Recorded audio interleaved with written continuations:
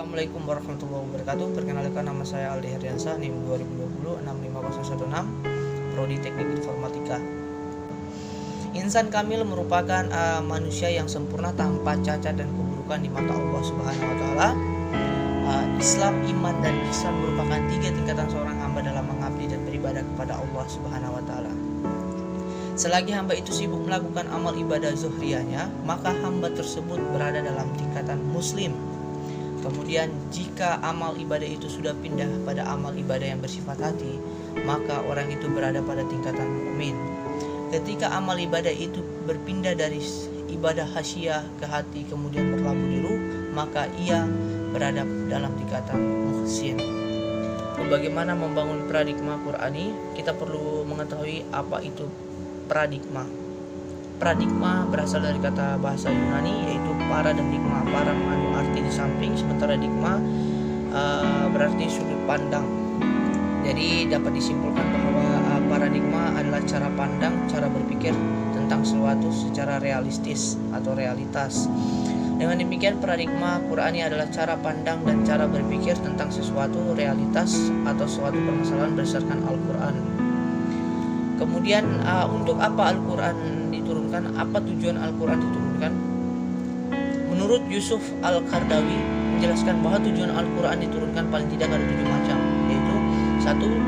Meluruskan akidah manusia. Yang kedua adalah meneguhkan kemuliaan manusia dan hak-hak asasi manusia. Yang ketiga adalah mengarahkan manusia untuk beribadah secara baik dan benar kepada Allah Subhanahu wa taala. Yang keempat adalah mengajak manusia untuk menyucikan rohani. Yang kelima adalah membangun rumah tangga yang sakinah dan menempatkan posisi perempuan yang baik atau terhormat bagi perempuan. Yang keenam adalah membangun umat menjadi saksi atas kemanusiaan. Yang ketujuh adalah mengajak manusia agar saling tolong menolong. Kemudian paradigma Qur'ani sebagai satu-satunya model untuk menghadapi kehidupan modern. Bagi umat Islam, kemodernan tetap harus dikembangkan di atas paradigma Al-Quran. Kita maju bersama Al-Quran, tidak ada kemajuan tanpa Al-Quran.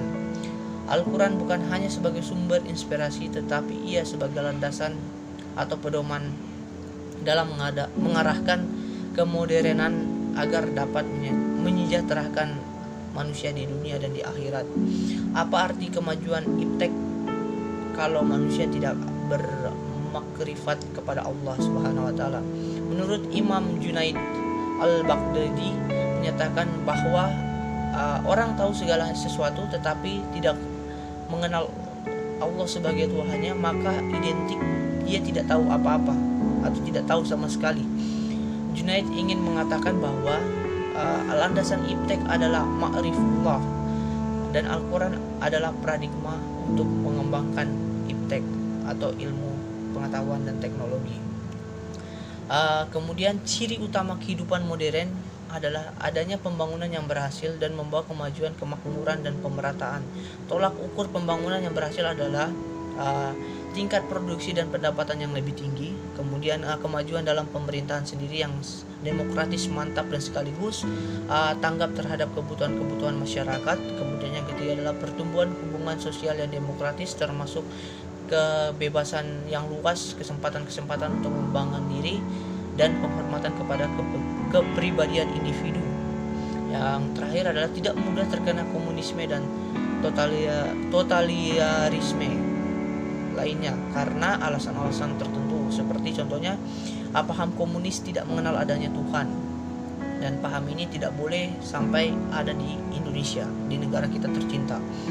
Kemudian selayang pandangan Islam terhadap paradigma pendidikan Islam terhadap bagaimana membangun paradigma Qur'ani. Dalam paradigma pendidikan Islam disebutkan bahwa Islam pendidikan mencakup beragam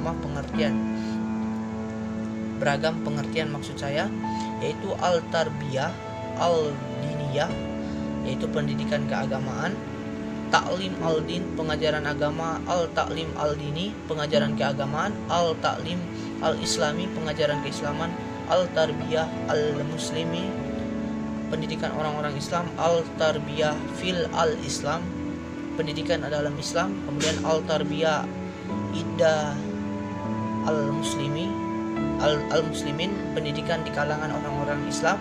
Kemudian al-tarbiyah al-islamiyah, pendidikan Islami.